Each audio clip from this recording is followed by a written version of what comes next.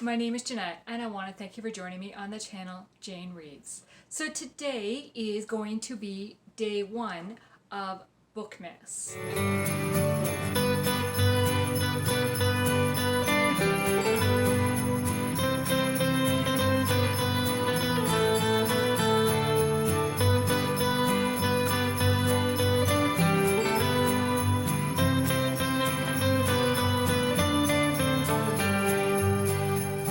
It's Christmas! So I was talking to my best friend, Christine, who also edits all my videos for me. And we were kind of coming up with ideas of what we were going to do for the month of December. Did I want to take part in Vlogmas or Bookmas, as it's called in the booktube world? Because I'm not doing vlogs every day. I've done one vlog and I don't know how many more I'll do. So she decided, let's do Bookmas.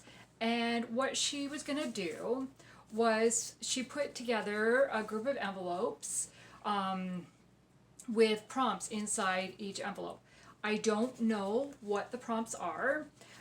We talked about, kind of discussed a bunch of different prompts back and forth. Am I comfortable doing this? That kind of thing. But I don't know what the prompts were that she came up with in the end.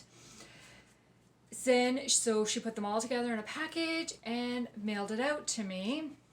But Canada Post has not fulfilled their part of the agreement there, and I have not received the package, and it is now a week and a half late, I don't know. The item has been delayed when we track it. There's no delivery date given. So I think it's being lost. So basically she sent me the template for the first 6 days. So I put together these envelopes, but I didn't want to know what the prompts were. So she sent me the file with just the first 6 days prompts, and then I opened it and kind of went on this for the screen to cover so I couldn't read what the prompts were, and then printed it and then gave the sheet of paper to my husband, and he cut them up and put them in the envelopes. I would have had him print it for me so that I had no chance of seeing it, but he's not very computer comfortable. Let's just put it that way. So that's the way we had to do it. So I have the 6 prompts here. So each day I'm going to be opening the corresponding envelope. So this one says Bookmas Day 1, and I will do whatever the prompt says. So let's start with Day 1.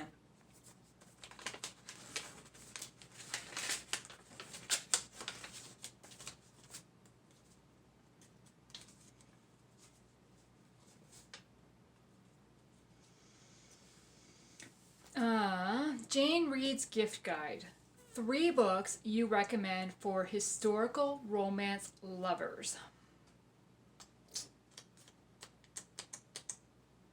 Okay, 3 books for historical romance.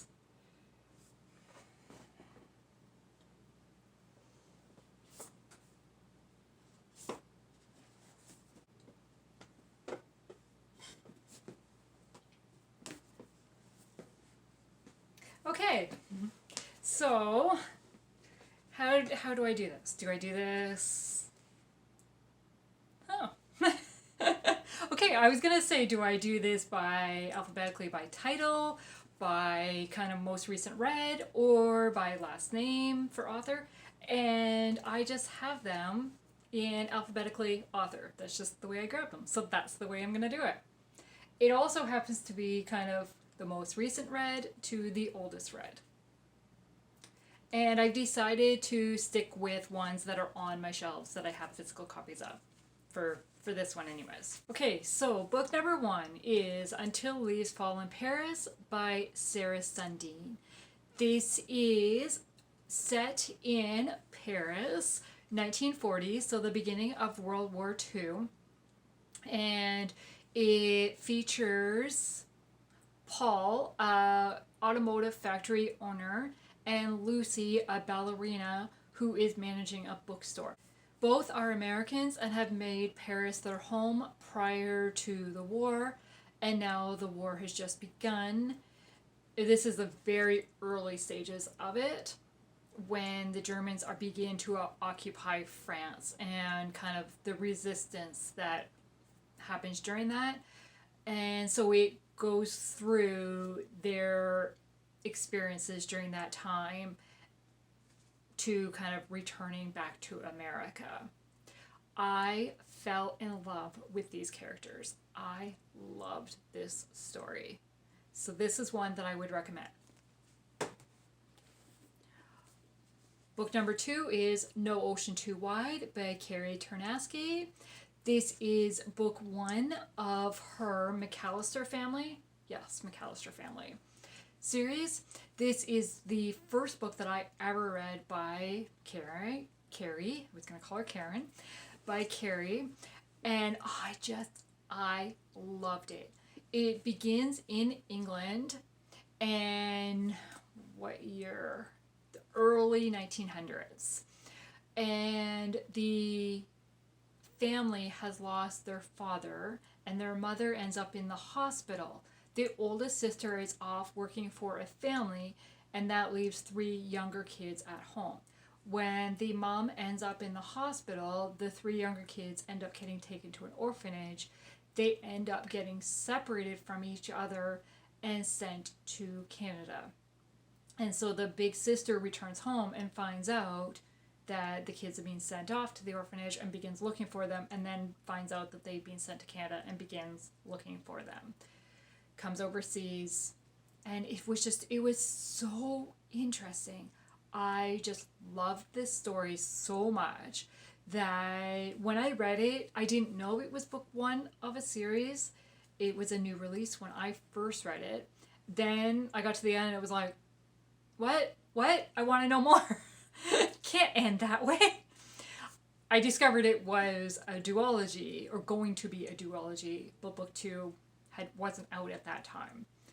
I got book 2 this year, so I reread book 1. Oh, that's funny. I just realized something. My BFF, Christine, gifted me this book. My BFF, Christine, gifted me this book earlier this year. Oh, that's funny. I had read this one on my Kindle, and so she gifted it to me in paperback. So anyways, so this talks about between the years of 1869 and 1939, more than 100,000 impoverished British children were sent across the ocean to Canada with the promise of a better life. Those who took them in to work as farm laborers or household servants were told the children were orphans, but was that the truth? So yeah, I loved it, and I learned so much about a time period that I didn't know. So this is another one that I would highly recommend. So book number 3 is More Than Words Can Say by Karen Witemeyer. This one features Abigail, who is a bakery owner, and Zacharias, who is a bachelor and very happy being a bachelor. He finds out that the town has made this pledge, I guess basically the bakery owner is being railroaded by the city council for a woman owning a business. This one is set in 1896. And basically the city council is saying a woman can't own the business. So Zach and Abigail get married so that the bakery can be put in Zachariah's name. And that doesn't sound like right. Zacharias? Zacharias? Why can't I figure out this name? I'm going to call him Zach. Okay? Wow, what is wrong with me? Basically, they get married so that the bakery goes into his name and she can keep her business. Well, so it's a marriage of convenience story, and love blossoms from there. So this is another historical romance that I just loved. And it is book 2 of a series, but I don't think you really need to read book 1 to know these characters. Book 1 does introduce you to Zach and his siblings, so you kind of do get a bit of insight into him. But I think this book really allows you to get to know him without the first book as well. But that's just... I'm going to tell you, read book 1 and then book 2, but you could read book 2 without reading book 1. So those are the 3 books that I would gift somebody who is looking for historical romance to read. So we've got these 2, No More Than Words Can Say and No Ocean Too Wide, are late 1800s, early 1900s, and this one is 1940s, so World War II time period.